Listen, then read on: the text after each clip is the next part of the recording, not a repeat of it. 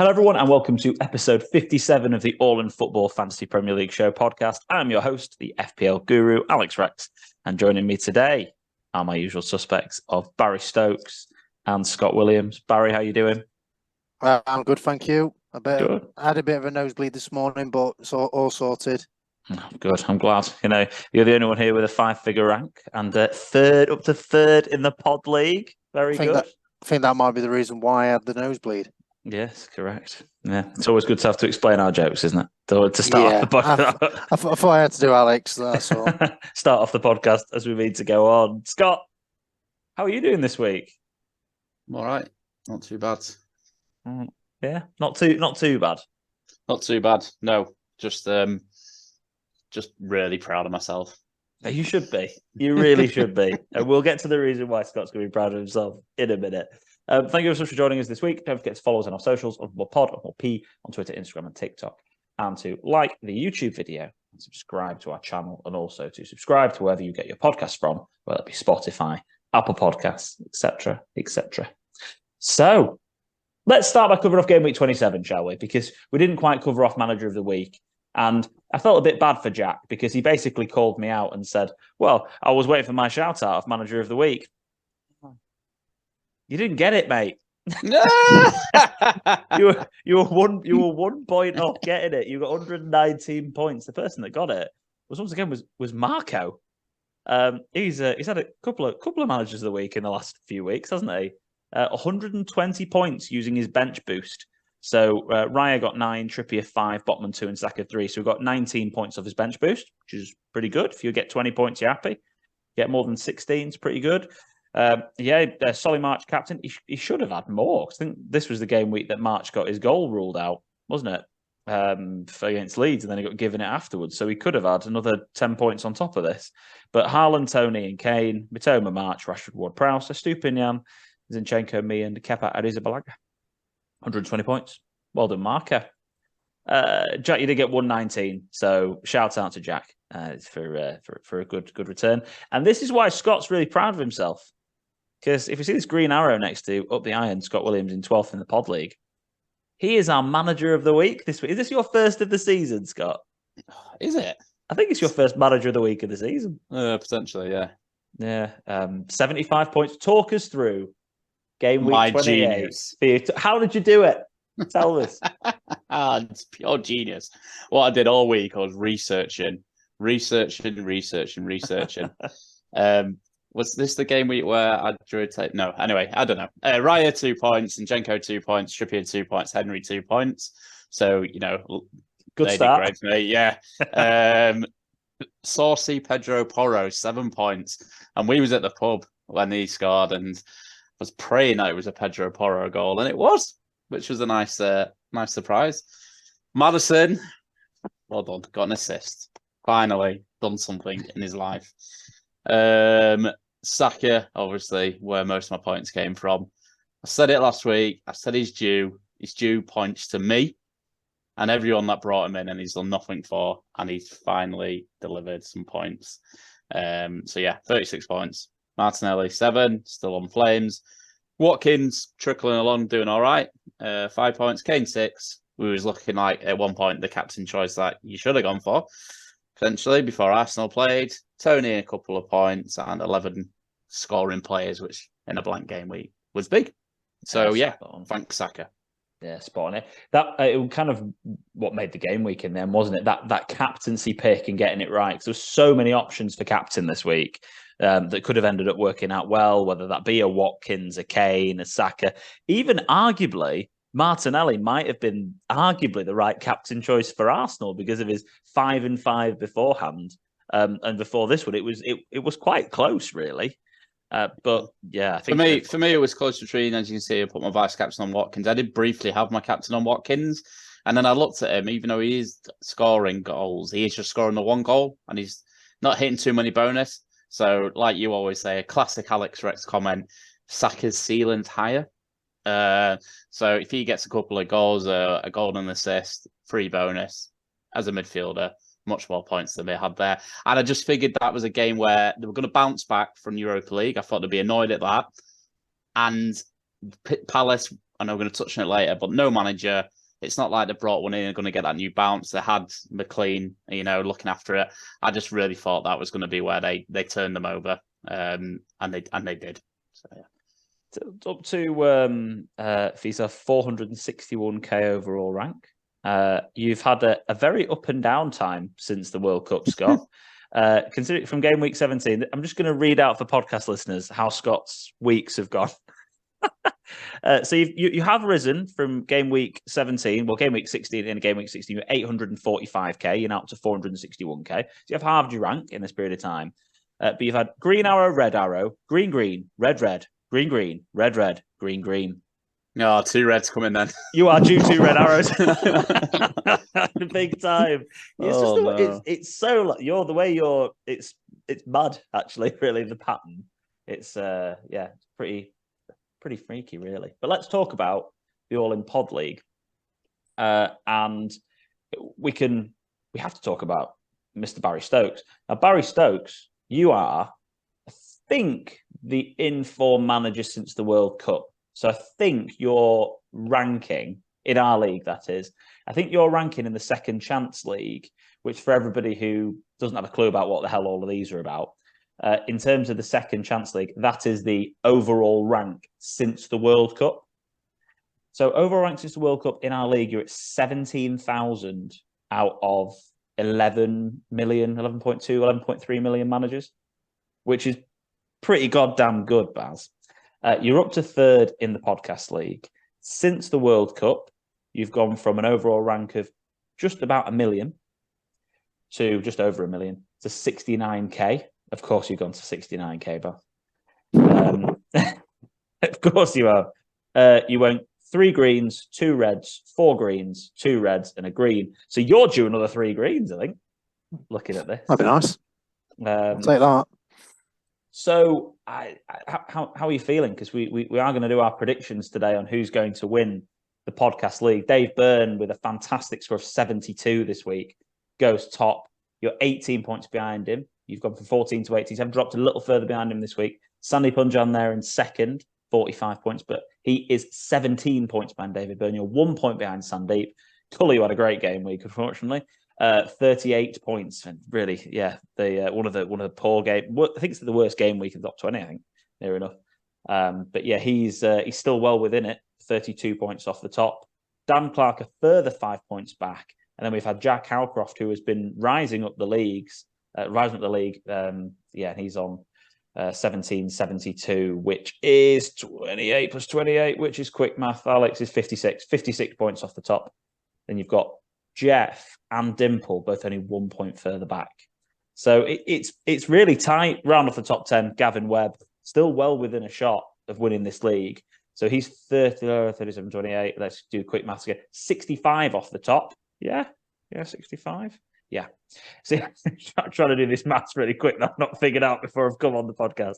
65 off the top, and then a further 11 points back, which is 76 points off the top. Great maths, Alan. Is Richard Kirk. So realistically, even if any of I think anyone within 90 points or below has got a chance. Yeah. Not sure about this. Yeah. Heather, of course, 1 point ahead of you. Scott, they're all within 100 points, but it's really nice and tight at the top. So, Barry, how are you feeling? How are you feeling about being near the top of this league? We've got a bit of reflection time, international break, going to the last quarter of the season. Excited. I haven't done anything drastic or picked any too many differentials that I usually do. I usually get a bit giddy and go, oh yeah, I'll pick him. I think he'll come into some form. I haven't done that. I've just literally gone, right, he's in form, he's in. So like Havertz, he scored 2 and 2, scored again, so now he's 3 and 3. And I thought, I'll make him captain. And he rewarded. It was very frustrating watching the game, but he got the penalty. I thought, oh no, he's getting psyched out here. And then no chance. Bagged it. And also I wanted to play my wild card this week because everyone's got the same players. And with this, I've got a few differentials in there that I like to have. And that was and looking at the games going forward, I think these players going forward and teams have got the right fixtures going forward. It was frustrating when Almiron got a knock and he's out till end of April. So yeah, you're unlucky with that because I think I even looked at some of the team news and was it the Friday game? It was the Friday game, wasn't it? Friday game, and then it got announced Saturday. Something he's out till end of April. I was like, well, I read the team news 3 hours before or 4 hours before, and he was fit. So it's just, I think even engaged managers got caught out with that one. It's just bad luck that. But I think I like the look of your team. You got triple Arsenal. Can't go wrong with triple Arsenal really at the moment.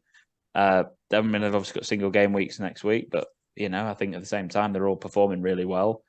Havertz is a really nice differential to have in there. Not a lot of people in our league have Maddison. And then, back to Shaw as well and Rashford. A lot of people got rid of Luke Shaw for all the obvious reasons when they're blanking, but you've managed to bring the United players back in. So, yeah, it's looking good. I know you. Do you think? Remember, we're going to do our predictions on who we think is going to win the league now. That's what we're going to do to start with. I've put on here. Oh, that's what I wanted to do as well. Right, I'll have to do this. I'll have to just go back a screen. Apologies. So we've got the top few people here in the league, and we've got their chip usage so far this season. So for YouTube watchers, you can see this graphic. It's off FPL Game Week, which is a good website to be able to use. So we've seen at the top here, David Byrne has used both of his wildcards, obviously, his triple captain and his free hit. So he's used his free hit. So he only has his bench boost left available to him. Stanley Punjan only has his free hit left available to him. He's used everything else. Baz and Cully both have their bench boost and free hits left. So you both have an extra chip over the people ahead of you. The bit of a wild card behind you is Dan Clark, who still has his wild card left. And so does Jack Alcroft. They've used all of their chips other than their wild cards. So we've already got, and this is before I even get to that, I mean, Jeff Belcher's got the same chips as you and Cully left. And Dimple has got all of her chips left to use other than her triple captain. So we've got quite a good blend behind and a good blend across the whole lot in terms of chip strategies. Obviously, you're going to predict yourself to win, Baz. But if it wasn't you, who do you think is going to beat you? looking at that, with Dimple got that many chips left and a wild card left, could be a dark horse for it. I think that if the concentration's there and she stays on top of her team, then I'd say she's got a good shot. There's no doubt she can win it still. Yeah, like what Scott said. All it takes is a couple of weeks. You keep getting a couple more than what the other person is in front of you. You can catch up pretty quick. Because I remember when I was down at like 7th or 8th, and then I've clawed it back, and now I'm 3rd. So it can be done. It's just planning, and I think it takes a lot of time out of your life, but I think it's essential if you want to achieve. So you think if who are you going for though in terms of who you think out of everyone there is going to... Obviously me. Yes, obviously me. But if I wasn't going to be that vain, I would probably say Dimple. It's got a good shot. Love it, Scott. Who's going to win the podcast league? Anyone but Sandeep. Brutal, absolutely brutal on Sunday. No, I think not just because he's on this podcast. I think Baz is probably the favourite with those chips left to play, and the fact that you've just wildcarded, you've got a team that you want, and you've got some powerful chips to play as well. There, I think the bench boost can be really powerful. It's one of those where you can get very lucky with it and do very, very well. Triple captain's hit and miss, really. So the fact that obviously everyone in the top 10's used the triple captain. It's just you and Heather. Sat there, no triple captain. I should have used it. I did use it, but it was we're not getting back into that. But yeah, I think Baz is to lose. You know what? It's going to be a big, big disappointment for yourself, your family, and everyone associated with you if you don't win this, Baz. It's I've got to say, I think it's really tight. Baz, definitely. I would say, just with the chips that you've got in terms of the 18-point deficit, do I think your free hit is worth 18 points? Maybe. But also the fact that you have just wildcarded compared to the position of the two people above you, you have a team that's probably better set up moving forward than the other two. And a bench boost for 1 point gap to Sandeep your bench boost should hopefully get you 1 point. So you'd hope that chip's worth more. But yeah, the dark horses behind, absolutely. We've got a former champion of the mini league, Jack Howcroft. He's in form at the moment, and he's got a wild card left. Obviously, Dimple's got all the chips left. But you cannot rule out Mr. Jeff Belcher, because he just knows what he's doing. He's got one of the best overall manager league ranks out of everybody. If you go on to Premier Fantasy Tools and you go on to overall rank of manager like lifetime, I think he's got like a 4-figure manager lifetime rank. Like, it's just pretty ridiculous. So from the players that are behind, Gavin Webb's the same. So it's really tough to call. But yeah, Baz, if I had to put my hat on it, I think Barry's going to do it. You're engaged, you're on the pod, and we believe in you. So come on, Baz, take it down. Let's do Manager of the Month, shall we? I think it's a good time to do that. We're having a lot of nice chat about the mini league this week because we've got a lot of time to do so. And it's one of the things I really love about doing this podcast is that we have about 40 managers in our league. Probably about 25 of them listen to the podcast. Probably less because, 3 of them are us, maybe 22. And then we've got a few people scattered around the world who also tune in. But it's about our league, and I just really enjoy that side of things and the community that we've got here.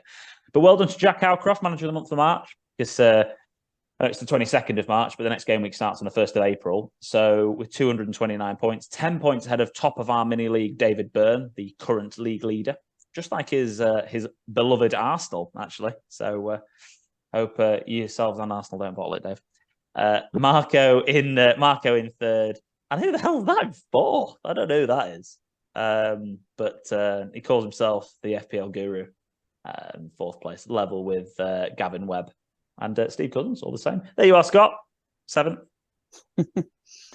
I've had quite a decent run actually since the World Cup. I think I've had 8th, 7th, 4th, and 4th in Manager of the Month competitions.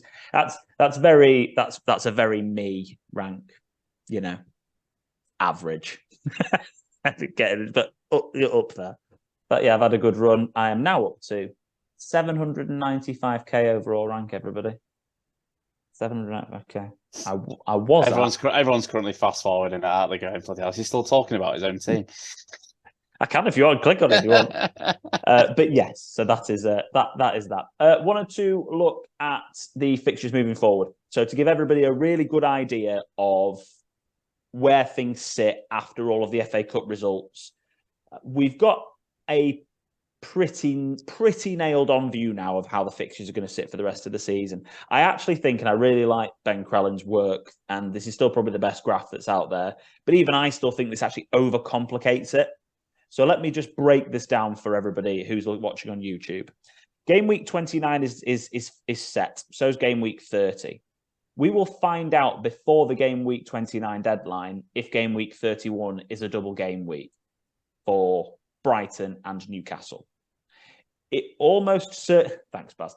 It almost certainly should be, because of the fact that Man United and Man City, who are the other outstanding fixtures for Brighton, are still in Europe. They need to fit this game in. Brighton have got 3 fixtures to fit in before the end of the season, and they're still in the FA Cup. So it basically has to go into game week 31. So I expect game week 31 to be a double game week for Newcastle and Brighton.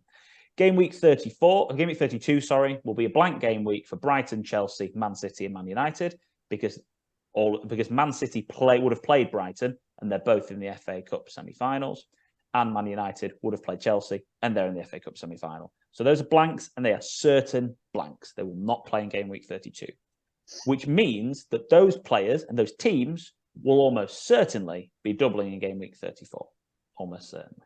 So Wolves and Man United should be Brighton's double game week. I think Fulham will have an outstanding game week double, so it'll be Man City and Liverpool, I'd have thought. Leicester should have Tottenham and Fulham. And then you've got Fulham playing West Ham. Man City playing Fulham and West Ham. game week 34. That's the most likely time to use your triple captainship, I think, in the rest of the season. Someone like Haaland. And Man United will have Villa and Brighton. Again, decent double game week to potentially use it on Rashford. And West Ham will have a double game week against Crystal Palace and Man City. I almost think that's pretty certain to happen. Don't think any of these will be doubles. So then game weeks, I think they'll all be singles, 35 and 36.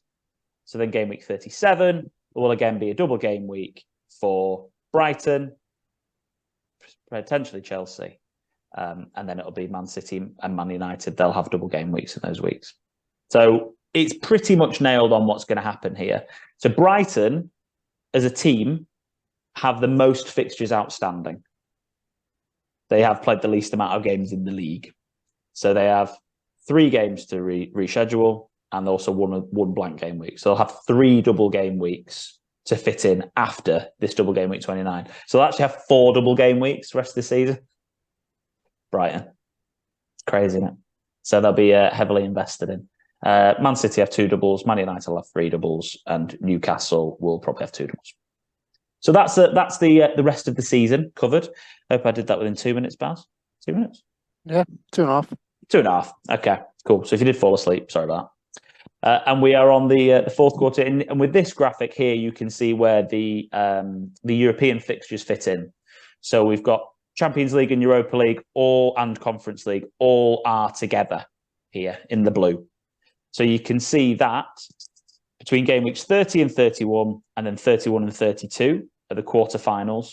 Between 35 and 36, and 36 and 37 are the semi-finals of the European competitions. And all the finals happen after, which makes it a lot easier to be able to navigate, whether that be FA Cup or European. So we just need to watch out for a bit of rotation at that point. Done. Right. Pod done. I'm joking. We've got loads to cover. What do we think then, lads, about Antonio Conte's rant? It's been all over the press. And I, for one, think it's fantastic. Scott, your opinion? Yeah, it's just a man that's just lost his, stuff with being the manager of Spurs, isn't it, really? Like, I don't know, like the way they did collapse against Southampton must be so frustrating if you're a Spurs fan or a Spurs manager. I think with Conte, he very much sees himself, bigger than the club, if I'm honest. He's doing Spurs a favour by being the manager a little bit. So he's not afraid to sort of speak out about it. I think they're a club that I put into our football chat on Monday, and it was quite deep for a Monday, according to Cully. But it's a club that it needs to win a trophy, because the stigma and the sort of the aura around that club now, it's just every time they get knocked out of somewhere, again, it's banter about not winning a trophy, not winning a trophy, not winning a trophy. The memes begin, and he's obviously just lost it. I think he's been promised money to spend, which maybe hasn't happened as much. Because it wasn't just a dig at the players, it was a dig at, leaving the whole club as well. So, yeah, I mean, he's very much on borrowed time. I think they are taking the international break, as we don't need to rush into it now and make a decision. We've got a little bit of time to get Poch on the phone or whoever it may be and just see if they can get them in before they make anything drastic. I think if there was fixtures this weekend, we'd have maybe seen something already. But, they're buying the time a little bit. But, yeah, certainly someone that, for me, just thinks they're a bit bigger than the club. But I liked it. It was passion, and there's not enough of passion in the game. Can I ask Scott on this as well?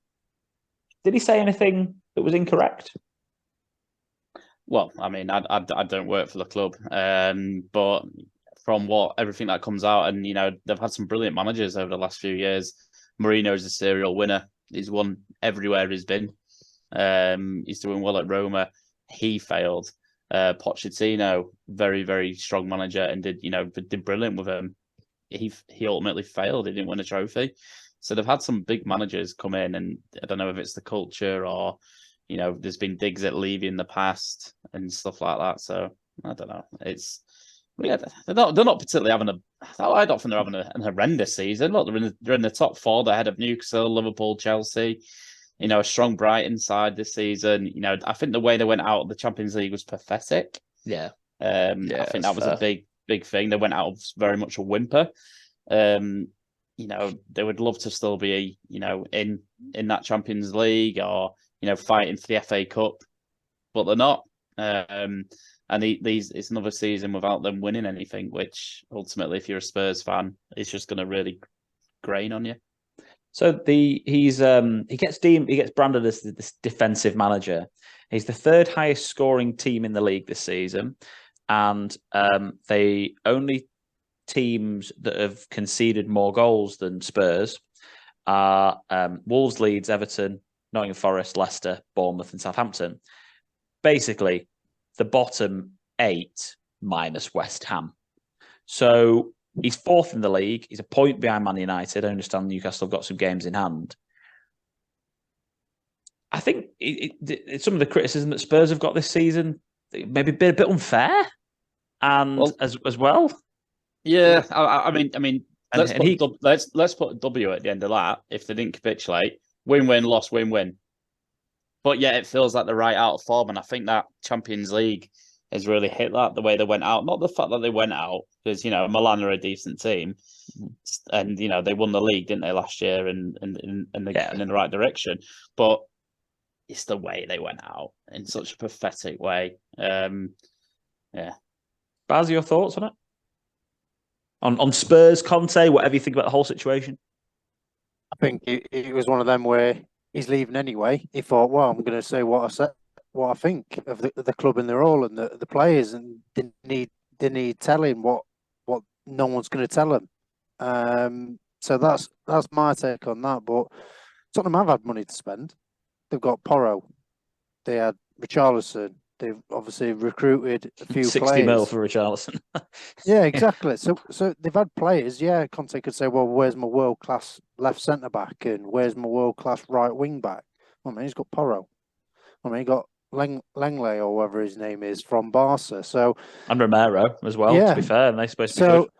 So it's one of them. I think Conte's got to look at himself as well, and it's like he doesn't have a plan B in my eyes. He just plays his formation and that's it. If it don't work, it don't work. But I said the other week about how they're going to set up. It's quite easy to manage, and I think that's why they've been caught out, and that's probably why they conceded that many goals. Mm-hmm. But yeah, I think something isn't right with Spurs, and I agree with Scott regarding they do need to win something, because that's on their shoulders for so many years, and if Harry Kane goes, then yeah, they'll just do a free for all, I think. And I think they'll just fall down the table, because if you take Harry Kane's goals from that, well, then you get the people though that brand Harry Kane as a loser, and don't like him and don't rate him. So do those people then think that Spurs would be better off without him and sell him for £100 million and then rebuild? Is he part of the culture that's the problem? Because people think that this is a genuine thing that people think. I mean, I don't think it. I think it's absolute nonsense. No, but this is genuinely what a lot of people, friends within our group of friends and people who have listened to this podcast, think that Harry Kane is a loser and he is part of the cultural problem at Spurs. He's definitely not a loser. But he's never won anything. That's what they would argue. Oh yeah, but again, he's won individual accolades, lots of them. Yeah. It's one of them where if they sold him for 100 million, for example, the recruitment at Spurs is shocking. What can you get for 100 million now? Not a lot. Not a lot. No. Not when you've got to replace one of the best strikers, if not the best striker in the world. That's going to be most of that 100 million gone. Yeah. And you can't guarantee that you're going to bring in someone proven that can do it in a Prem.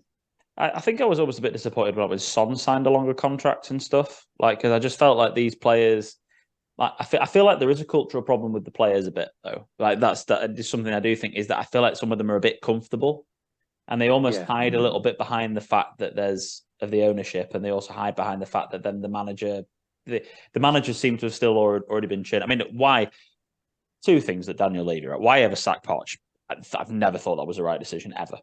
There was always the wrong choice in my opinion. And then he sacked Mourinho a week before the League Cup final. He sacked his serial winner the week before the League Cup final. Yeah, if anyone can get that victory again with Man City, wasn't Man it? City, yeah. Anyone that can set that team up and just get a 1-0 win, it's Mourinho, isn't it? Yeah. So I don't actually think Conte said anything. I mean, I think it's horrendous leadership from Conte, but at the same time, it was really entertaining, and I think everything he said was true, pretty much. It's crazy when you look at the league, though, isn't it? Like, I think I would much rather watch Man United than Spurs. Spurs have scored 11 more goals than Man United this season. Yeah, it's crazy. It is. This is the thing. He gets this defensive manager brand. There's your evidence. It's not. He's not. He's got one of the worst defensive records in the league. He's conceded more goals than everyone else in the top 12, and he scored the third highest goal tally. Only Arsenal and City have scored more than Spurs this season. So it's just not true. But anyway, and I know why. He plays 5 at the back, but it's not really kind of 3. But yes. Top 4 predictions then, lads. Will they hold on Spurs to that position? Or will it go to Newcastle, Liverpool, or probably Brighton have to be thrown into this mix as well, to be fair to them? Top 4? I think Newcastle will nick it if they keep Isaac fit. It's so important. I couldn't agree with you more on that point. If Isak starts scoring like he is doing, and he can stay fit, there's the goals they've needed. Because actually they've played really well up until they're putting the ball in the net. So yeah, I don't disagree with you actually, Scott, on that one. I think they could nick it. Baz? It's going to be boring, I agree. Newcastle. It's such a shame, isn't it? I really want you to disagree then, Baz. I was like, God, say Liverpool, say Liverpool. Like, say something different. I want to say Liverpool because for my dad, he's a Liverpool fan, and also for Cully, but I can't say it. They're too inconsistent. But yeah, I think Newcastle, they're hitting the goals now.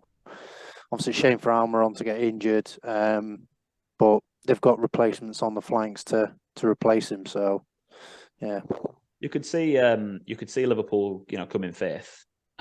Still, I think with the games in hand, and then Brighton. I think that top 7 will be the top 7 with the games in hand. Brighton have got as well. It'll just probably be Newcastle. I think Newcastle 4th, maybe Liverpool 5th, Spurs 6th, and then Brighton in 7th. But yeah, it's the title race, lads. We'll touch on this before we move on to the FA Cup sagas. Who's winning the league and why? Because Arsenal have. I'll start off on this one because I've let you guys start on the last couple. Arsenal have properly proven themselves over the last few game weeks with some pretty ridiculous comebacks and last-minute winners. Bournemouth, Villa. They've really shown some proper mental strength and grit. They still seem to concede weird goals, though. I think they've only kept 3 clean sheets at home all season. And they've only kept 3 clean sheets in the last 6 games anyway. So the defence seems almost a little bit weirdly leaky. But they've really shown the grit in the last games. And they do... It's all in their hands. I mean, even if they lose to City, then they have to still slip up again. So their fixtures aren't amazing. I think the running definitely favours City in terms of fixtures. I'll put the fixtures up actually here now, as just so we've got them in front of us. But yeah, I think it's definitely Arsenal's to lose here, boys. Your thoughts? Who wants to go first? No, Barry. Go on, Barry. So yeah, definitely is Arsenal's to lose, but I still think City's going to win it. Just because of the fixtures going forward, I think they're just too favourable. Obviously, with Liverpool coming up as well for Arsenal, if Liverpool turn out, we know what Liverpool can do. Yeah, we do. So if they turn up like all guns blazing, especially with Arsenal's leaky defence, then yeah, that could be good. But it's these fixtures between 33 and 36 that's a bit worrying for the Arsenal.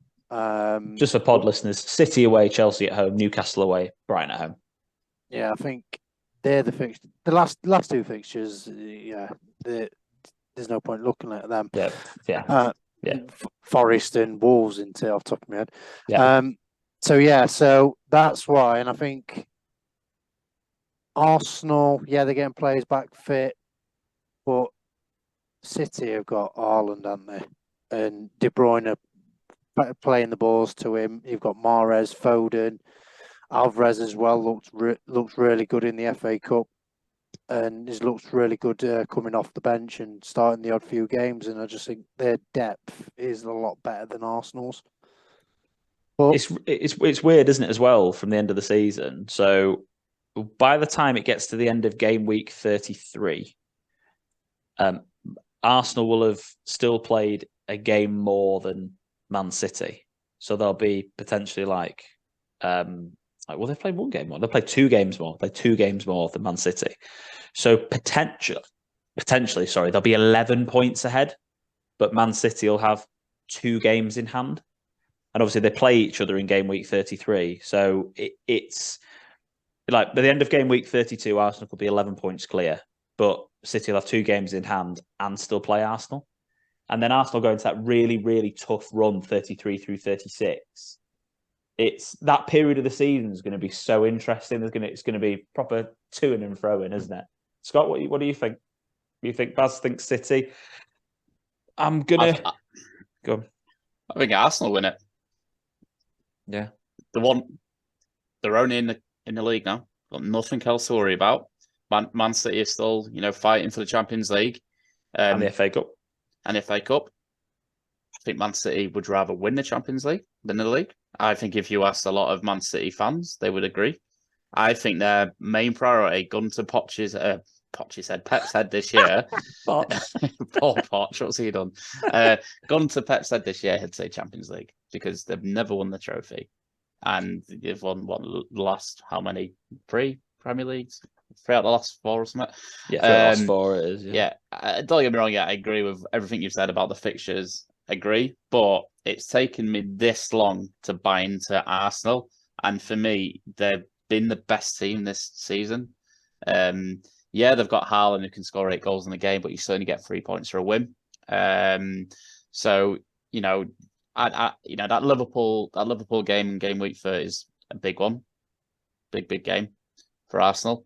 But I think they're going to do it. I mean, Chelsea is not particularly hard fixture these days. Again, they're going to just be going for the Champions League. I don't know what these Champions League games for, but they'll be obviously going for that because they're not going to win anything else this season. I think they win it. They win it just. And I don't think they get beat by Man City when they play them. I think they get a point. City have been quite fortunate in the sense that they've got Sheffield United in the FA Cup semi-final because that's the week before the Arsenal game, because that could have easily been a Manchester derby or Brighton. And they got the easy draw really in the semi-final, which is a big deal because it follows the second leg of the quarter-final because of the Champions League. There was a possibility that they were going to have quarter-final of the Champions League second leg, which could have been a very big game, then played a big FA Cup semi-final, then played Arsenal. Yeah, but it's the way fallen. It's fallen really nice from that semi-final game as well for City. You've also got City team that have all won trophies. They've all been there. They've all won stuff. Your Arsenal boys, you've got a nice mix there. You've got young, hungry players that are desperate to win. But then you've also got Zinchenko's, Jesus's that have won Premier Leagues. They've got that experience. They seem like they've got that togetherness. Unbelievable togetherness within the team. And like I say, we've not really seen a Man City team without Haaland in. Mm-hmm. We know he gets injured. He's injured at the minute. Mm-hmm. Is he going to be back for the next game? Probably. But he's got an injury in him. If he takes out the team, Alvarez is a good player. They can play with false number 9. But he's a massive miss for that team if he gets a knock. Whereas Arsenal have proved their best striker has been out for weeks and months, and they've got through it, and he's back now, and they've got that strength and depth. I've just really bought into Arsenal, so they'll probably lose against Leeds, and I'll be proved wrong. The biggest thing about Arsenal is that if they have a full fit squad near enough, and they literally play a game a week, bar one midweek game for the rest of the season, one game a week, and they can play the first team They're first string team in every single match, and City have two other competitions to deal with. I'm with you, Scott. I think it's Arsenal. I think they win the league. So we've done that. Can we? We're gonna have to talk about this. I've seen a lot of things on Twitter this week, and also the discussion on Ref Watch on Sky Sports about the Mitrovic versus Bruno situation, and did Bruno not get him punished for tapping the assistant on the back to move him out of the way? Did that then mean that we gave the green light for Mitrovic to then get in the ref's face? And this, that, and the other. Should Bruno have been punished? Should Mitrovic have been? Should he be given the same ban as Di Canio, for an example, which was 11 games? Baz, your take on the whole situation? Because I think we could all just agree straight away that Mitrovic is bang out of line. We can move on to the detail. To be fair, they were both bang out of line, really. I think looking at it, I think Bruno's is worse than what Mitro's is. And I know that because Mitro's gone like that because the ref's walking away from him and he hasn't finished talking. It's just the aggressive manner that Mitro is. It looks more violent than what Bruno's was. Bruno actually moved towards the ref and pushed him. The ref walked across the front of Bruno, and so Bruno's gone to jostle for the ball with Trent to try and get the ball back at 5-0 down at Anfield, getting humiliated to try and get on with the game. He's tried to then get the ball off Trent. The Rhinos then grabbed Bruno to stop him doing that. Then Trent's thrown the ball back on petulantly. Bruno's then tried to walk back on the pitch to get the ball, and the Linos walked across the front of him. Don't get me wrong, Bruno should have been sent off for that, in my opinion. I understand context. I get it. But he still should have been sent off for putting his hand on an official. But Mitrovic is 10 times worse than that. It went... Just my take on it. I think. No, I'm all for listening to it. Because Mitro is Mitrovic. He's a hothead, and he's gone wagging his finger in front of ref's face. So ref's turned his back on him, and everyone will just go, "I'm not finished talking to you yet," and just try to turn him round. It's just that I think with the shove compared to moving round is slightly different. But yeah, they both should have been sent off. But that's why I think Bruno's is more worse than what Mitro's was.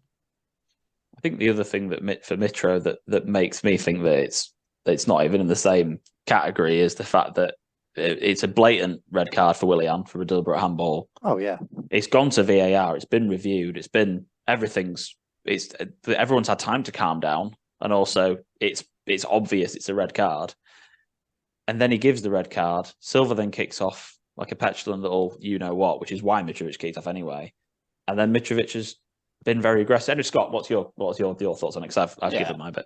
No, it's right. I think it was a disgrace from Mitrovic. I think it was an absolute disgrace. I was just going to touch on the fact I was like, what are you arguing about? It's such a red card. And, so unlucky, William. Played brilliant, and he's tried to get there. He's not. You set off. Yeah. William's not the reason they're out the FA Cup. Alexander Mitrovic is the reason. If I'm a Fulham fan, I am raging. We've got half a chance winning the FA Cup. We're playing well. He's the reason you're out the FA Cup. Not Willian, not any Man United players. With 10 men, you can hang on there and you can potentially win on pens. Not with 9. They were never winning with 9. How angry and aggressive he got in the FA Cup, and all these kids watching, I think it's absolutely disgusting. I really do. I wonder how many kids this weekend when they were playing football saw that and was like, I can go ahead and do that. I think it's sickening, and I think whatever ban he gets, he deserves. I think it should be at least a 5-6 game ban. I think it's awful. I thought the ref handled it unbelievably well. So composed, stuck to his guns and got every single decision right. I thought he did brilliant there, the ref. It was the way he went after him after he'd sent him off as well. Yeah. And he sort of stayed in his face. Yeah. And the thing is as well, if he gets an 11-game ban, which he probably will, something similar to Di Canio, he literally misses every game for the rest of the season. He's out for the rest of the season. Yeah. And he can't grumble. He can't grumble at that. And imagine if Fulham we're having a season we all expected. Yeah. They're lucky that he's lucky they're not. And in fairness to Baz's point on the Bruno situation, Bruno, I don't know what you think of this, Scott. I want to get your opinion on it briefly. For me, Bruno should have been sent off. He should have got a ban for laying his hands on the official. I don't think he was aggressive. I think he was more petulant, but I still think he should have got sent off for violent conduct and a 3-game ban. Agreed. Just agreed with that. Yeah, nothing more. Yeah. Mitrovic is way worse. It's. Do you think there's any? Do you think there's any weight? Final point on this one. Do you think there's any weight in the fact that Bruno didn't get sent off or just punished at all for what he did, which has then made Mitrovic think that it's okay to do what he did? No, I think when it's that, we've all been football pitches at whatever level. When it's that heat at the moment, you're not thinking about things that happened for Man United player 2 weeks ago. You just caught up. You see the red mist, and you can't really control any of your actions at that point. So no, I don't. Any final points on that, Baz? Because I know obviously you disagreed with the point, so I want to definitely come back to you on it. I think I agree with Scott, to be honest, on that one. I think he's lost his head. Don't get me wrong about that, but obviously he's gone like that because the ref turned his back, and he's still talking to him, and he thinks, you're being rude to me there. Turn around and talk to me again, and then obviously he's manhandled ref, and that's why I thought Bruno's was worse. But yeah, I don't think it's had any context of why Mitrovic did it. I just think Mitrovic was just heat at the moment, lost his head. Crystal Palace sacked Patrick Viera and have rehired Roy Hodgson to get them through to the end of the season to hopefully keep them in the Premier League. Just to quickly touch on the Premier League table, by the way, how mad is like the top 11 are just sort of gone. Like the league from 6th to 11th has got 4 points in it. And then the league from 12th to bottom has got 4 points in it. But there's 11 points difference between 11th and 12th. Any of the bottom 9, good maths, Alex. Any of the bottom 9 can go down still, realistically, which is mad. What do we make of the decision of Crystal Palace to sack Patrick Viera, Scotty? I saw a lot of people saying, "Oh, it's crazy. It is that." I didn't mind it. Not exactly pulling trees up, are they, at the minute? They've been horrendous since the restart. Don't get me wrong, they were playing some decent football when he came in. He brought like a nice little bit of philosophy about him. It's not like they're playing decent football and losing like 4-2 and stuff like that. They're playing they're the last team you want to watch on TV. You know, they went 3 games without a shot on target or something. They used to have they still have, but they used to have like Zaha, Eze, Elise, these exciting sort of players that were performing and looking really, really good. I don't mind it. They've, whether they had the plan or the plan came afterwards, they thought, we're going to get a manager in that knows the team, knows all the players pretty much, knows the club. He can come in, he can start on day one. He knows all the staff, he knows all the workers at the club. It's not going to be a massive change for anyone, but it's going to stabilise it a little bit and just make sure they stay in that Premier League because it's so big for these clubs to stay in it. And everyone's saying, the fixtures are really easy. Anyone can win the fixtures. There's no easy fixtures in the Premier League. So that's a load of bull. And they're playing the teams that are below them. So the swings, if they lose that, are massive. So these are really tough games coming up because they all are in the Premier League. But the position at now, it is very close, but it needs them to keep doing poor and other teams to all start winning, but they're going to be taking points of each other. So I don't mind the decision. I didn't exactly think Vieira's pulled massive, massive trees up since being there. What do you think, Bill?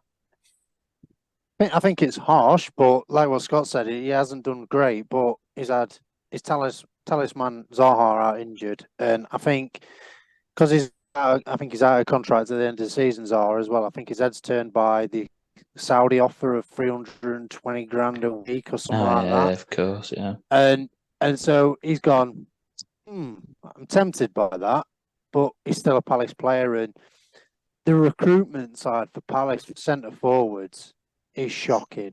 That's the main issue. They've got the creators. It's like Maddison at Leicester. And that's what Zaha is at Palace. everything comes through Zaha, and if it doesn't come through him, then they're struggling. Yeah, Lisi and Eze can do a bit, but not as good as what Zaha can. And when he's not playing well, Alice don't play well, and that's what's been the issue. Zaha hasn't been playing very well, and he's been injured and in and out of the team because of that. And that's the factor why Viera's got sacked.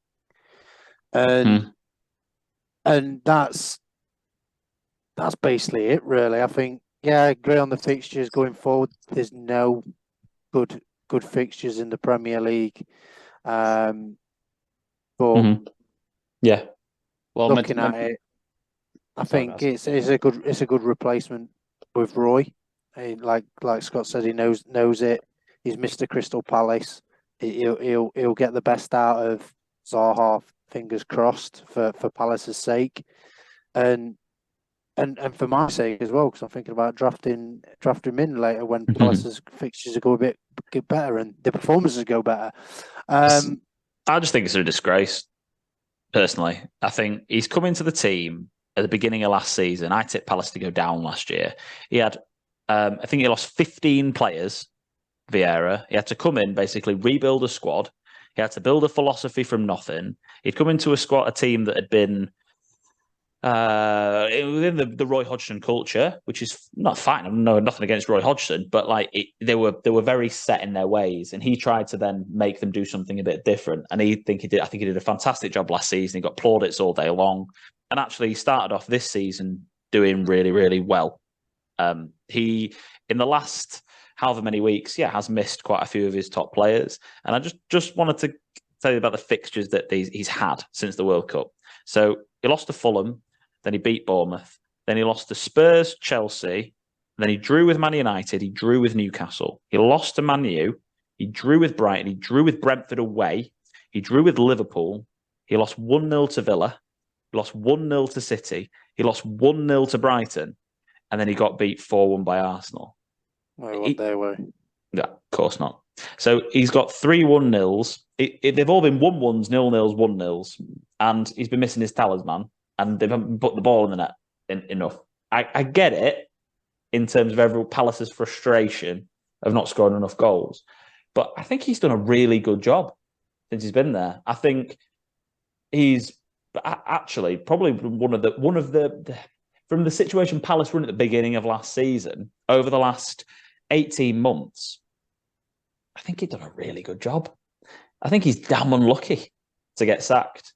That maybe if there's more to it, there's more to it. If he's fallen out with players in the dressing room because of a Christmas party or some other rumours you've heard, and when Zaha's got his head turned and whatever else, there's more to it. There's more to it. If it's literally based on a football thing, I get it. Palace are pretty boring to watch generally at the moment, but I feel like he's just been really, really unlucky considering the teams that they've played, and fixtures coming up as well. I also. The new manager bounce. I get why the chairman thinks Leicester, Leeds, Southampton, Everton, Wolves, West Ham, Spurs away, Bournemouth, Fulham, and Forest. They've got the best fixture run for the rest of the season. The thing is, with a team like Palace, you've got to take off your Man United hat and your big club hat a little bit and say, if Palace go down, they could stay down for a lot of years. They're not. I think if West Ham and Leicester go down, they'll bounce straight away back up because they're just bigger clubs.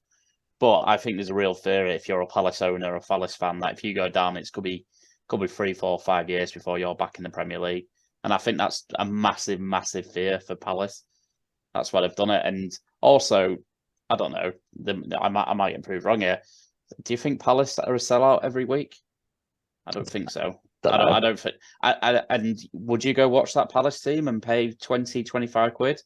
I know if I was a Palace fan, I'd think twice. The thing is, though, you say that, and I don't disagree with you because at the moment, when I have watched them on the telly, they haven't been that exciting. But Eze's minutes played, for an example, I know he's been nursing an injury. He's not played 90 minutes this side of the World Cup with his injuries. But if you put Eze, Elise, and Zaha in the same team, I'd watch them three play football. Yeah. I think they're really good players. It's the focal point. It's the centre forward. That's what they're missing. I just don't get why. But you say that about Eze. Eze's not the manager. Patrick Viera is not picking him. He's been. I know you said about injuries, but I remember seeing him on the bench loads. Yeah, he's still had the most appearances since the World Cup, joint with Jordan Ayew and Elise, but he's had 8 as a substitute because apparently he's been nursing an injury and not been able to do 90 minutes. Well, so whose fault's that? It's not Eze's fault. It's the manager or the training. It's not manager's fault. How long is he nursing him for? He's a professional footballer. Well, you look at Maddison. But Maddison's that type of player, isn't he? It's the same thing. They need him in the team because he's such a key, valuable player, but he's actually not. You'd start him. You'd bring him off after 65, 70 minutes. Well, it depends how injured he is. And you have to try and bring him on to change a game, but he's nursing something. It's difficult because I actually think he's a really good player, Eze. And Elise is a younger player, and he's played 90 minutes in all bar one game since the World Cup, and he's probably one of the players that needs his minutes managing a little bit more. I just think it's a bit of a disgrace, really. I think he's been scapegoated a little bit, and they should have given him more chance. Plus, Palace have got quite a few people out of contract at end of season as well, with no permanent manager as well. That's why they've got to be in the Premier League. They have got to be in the Premier League, but they've also not got to hire Roy Hodgson. They've got to hire someone for the future, and it feels like Roy's been brought in because they've got rid of Viera. They needed a quick fix and replacement, and they wanted to give him 2 weeks over the international break. So they've just brought Roy in because he knows everything already, and they trust him, which is fair enough. I'll tell you what. When you're looking forward, and this is not a dig at Man U, I don't mind Man United, but it's better than getting an interim to then get someone to the end of the season to get then, that was messy. At least they got someone that they brought in that knows the club and they got a plan. I think Steve Parish is a decent owner. I do. Steve Parish, is that right? I think he's a decent, and I don't mind listening to him speak when he speaks about stuff as well, because he's quite honest. So I think he's unlucky. Viera, don't get me wrong, he's sitting in 12th in the Premier League.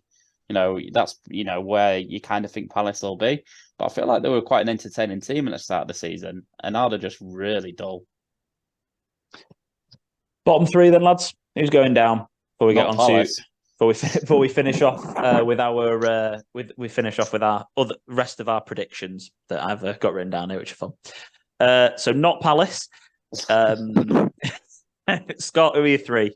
Southampton, Bournemouth, and Forest go down. Baz? Southampton, Everton, Forest. Southampton, Bournemouth, Forest. Yeah, I agree with you, Scott, in terms of the bottom 3. I think Leeds have made a really, really astute little managerial appointment there by the looks of things. It's interesting, isn't it? Because I think it is between, I think West Ham and I think Leicester and I think Everton will be okay. I actually think Wolves will be okay, even though I'm not massively a fan of. They're a weird team, Wolves, aren't they? They beat Liverpool 3-0. They lose 4-1 to Leeds. And then Crystal Palace have good fixtures, and I think Roy will do all right there to get them to the end of the season. I think it is Southampton and Bournemouth will be my 2 that I think will definitely go. I thought that for quite a while. Southampton have got the worst fixture run for the rest of the season as well, and I just don't think Bournemouth have got a good enough team. I think it's between Forest and Leeds, and I think it'll go last 2 days.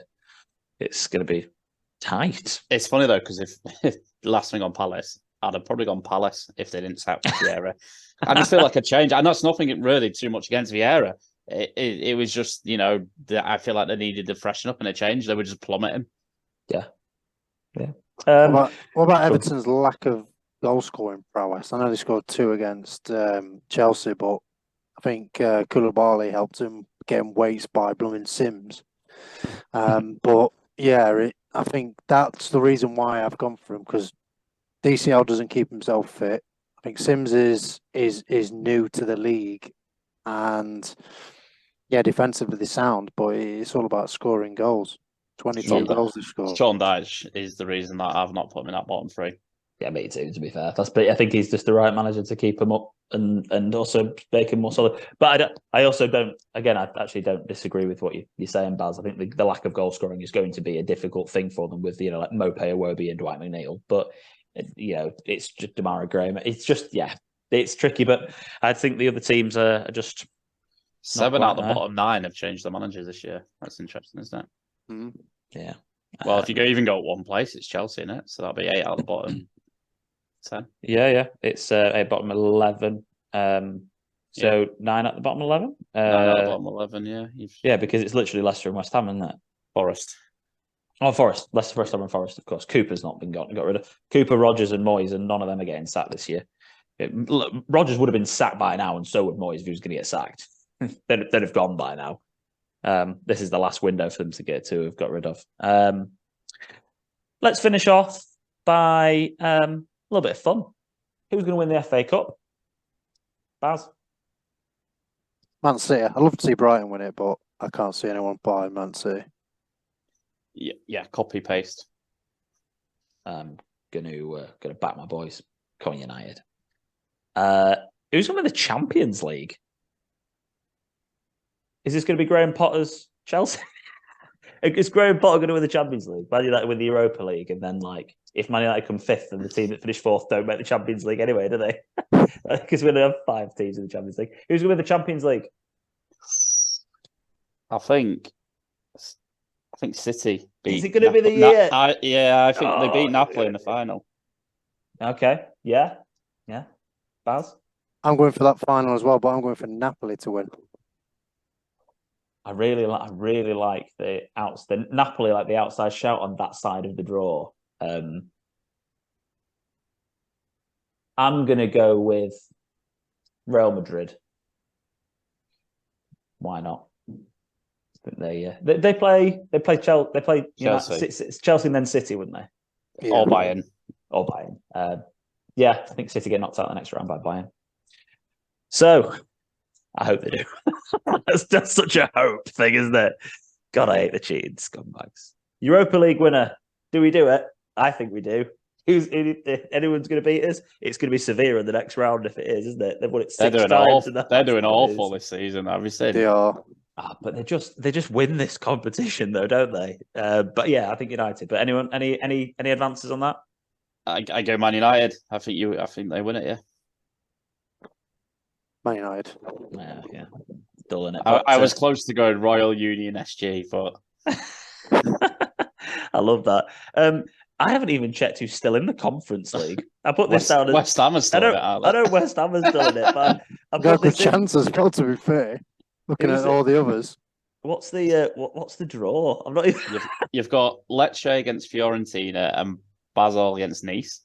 And then you've got Ghent against West Ham and Anderlecht against Alkmaar. And Anderlecht just knocked out Villarreal as well. Yeah. I reckon. I did see that. I actually think Nice will win that.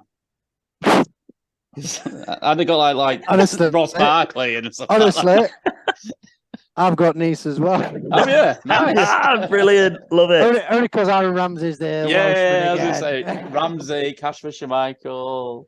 Yeah, Joe Bryan as well. They got a few old Premier League players. So yeah, I think that can't even go with like Fiorentina, the 9th in Serie A. Come on, Moisey. West Ham are going to do it. Let's do it. Why not? I'd love them to do that. Declan Rice's last hurrah before he moves to whoever he ends up choosing to move to. Scott, we're going to go to our resident Football League expert. And tell you who's going to win the championship. I know. Not who's going to win the championship. That's pretty obvious. But who else is going to get promoted? But by the way, if anyone doesn't watch Championship football at all, Burnley are obviously going to win the league. They're 13 points clear. So who's next? I think Burnley and Borough get automatic. Borough's run since Carrick took over. Wowzers. He's hooking from like bottom 3 to almost automatic. I think Sheffield United might get a bit distracted by the FA Cup. So I think they get promoted. And I think Luton win the playoffs. Oh wow! But that's a shout. Luton in the Prem, I like that, and I completely agree on the automatic. I think Burnley and Borough are going to do it, and then I think Norwich are going to sneak in the playoffs. Yeah, I was looking at Norwich. Yeah, they're such like a bouncy team, aren't they? They are. They're just that team, aren't they? Baz, I agree with you, Alex. Yeah, it's sneaky, isn't it? Sheffield United are just going to drop off, but with that FA Cup run. That's it, really, lads. Should we wrap up there? I'm glad we didn't go down to like relegation and National League. It's glad we didn't discuss that. I didn't want, that just seemed mean. I wasn't going to do that. Are you? I don't know. Do you know what? I'm not even going to ask. Let's. We're screwed. Correct. Yeah. Don't ask, Al. Don't stop talking. The game week deadline for game week 29 is the 1st of April at 11 o'clock before Man City play Liverpool in the early kickoff live on BT Sport for bumper double game week 29. So we'll be back next week to talk more FPL stuff, and we will discuss potential bench boosts and who to bring in for game week 29 and the fallout after the international break, which is it's quite funny, really. Anyone think that any opinions at all on England, by the way, before we wrap up? Because we've just had people drop out the squad as usual, like Pope and Rashford and stuff, because, they have knocks and play too many games. But these are qualifiers. I know, I was quite laissez-faire about it, and then I was like, oh, they're actually qualifiers. Crap. Yeah. Our group's quite hard as well. Just looking at makes a change. Yeah, well, your group. I'm looking at Wales's group. You've been gifted a group there. That's usually England gifted a group. To be fair. Well, that's what happens when you're high in the rankings, mate. Where are you ranking now? What? Where you ranking now? Oh, like 5th in the world, I think. Yeah. But yeah, we've got Italy, Malta, North Macedonia, and Ukraine. So yeah, it's not easy, is it? And then we're playing Italy and Ukraine in these games, aren't we? Correct. Yeah. You just never know what Italy's going to turn up, do you? No. And we should beat Ukraine. So it's away at Italy as well, at Napoli. So, yeah. The ultras will be going crazy. That'll be a quiet weekend for the boys. Yeah, it's they're going to be outside the hotel, aren't they? Making loads of noise. And that game is on Thursday, Italy, England. And then I'm guessing we're playing like the Sunday or the Monday. Sunday.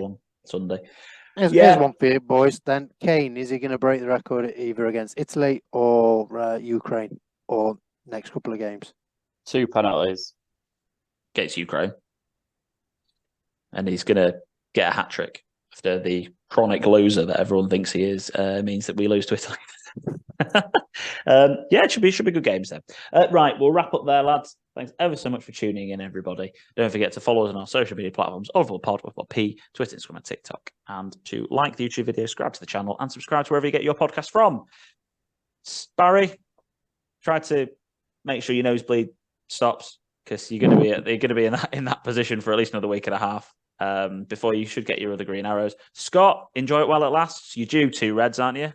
Well, what's quite nice is I've kept to sit on this manager of the week for a while, don't I? It's lovely. Yeah, that's nice. That's good. And I'll continue to try and knock numbers off my rank. But we'll get there. And then if I do manage to end up getting in the top like 250k or something, I'll do a whole podcast about it, and no one can listen, but I'll sit and talk about it myself. Maybe get Patrick Viera on with you, mate. I will. I'll get Viera on, and then I'll get Conte to tell me that I'm a disgrace and my culture's wrong if I think that's good. And then hope the Qataris take over my team and invest loads of money in it so I win the league next year. Thanks so much, guys, and bye for now.